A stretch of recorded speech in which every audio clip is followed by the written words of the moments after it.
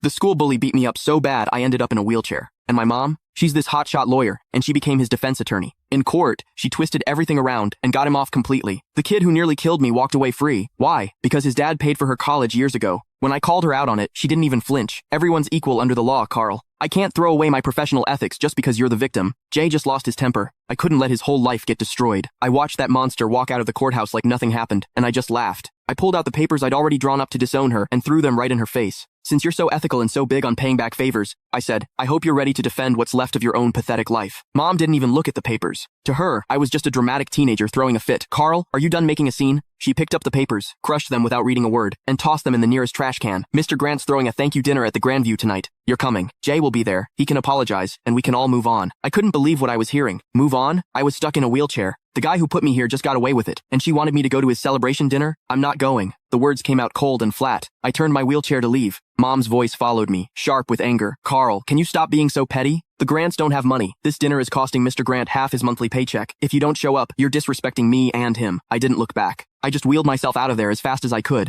getting away from that suffocating courthouse. Outside, the bright sun made me dizzy. Dad's car was parked at the curb. He saw me and rushed over, looking nervous and worried. Carl, what happened? Did they convict him? Looking at this man, who's been a doormat his whole life, I felt completely helpless. He got off. Not guilty. Dad just stood there with his mouth hanging open. How could? Your mom said it was just a formality. She said she'd get Jay a suspended sentence at most. How did he get acquitted? I laughed bitterly. Dad, your wife is a star lawyer. When she wants someone to walk, they walk. Even if that person broke her own son's leg. Dad wrung his hands, clearly stressed. But she must have her reasons. That Mr. Grant guy really did help her. Stop. I cut him off. Take me to the hospital. I'm not going home. Dad hesitated, glancing back at the courthouse. Well, your mom just texted. She says we need to go straight to the Grandview. She said if we don't show, she'll cancel my credit card. I looked at him, 50 years old, and he lives like a dog. Mom controls every penny. He doesn't even dare talk back to her. Then you go. I pulled out my phone and called a wheelchair-accessible Uber. I'll get there myself. Carl, don't do this. Dad reached for me, but I pushed his hand away. Dad, if you still think of me as your son, don't go to that dinner. If you go, don't bother visiting me again. The car showed up. The driver helped me in.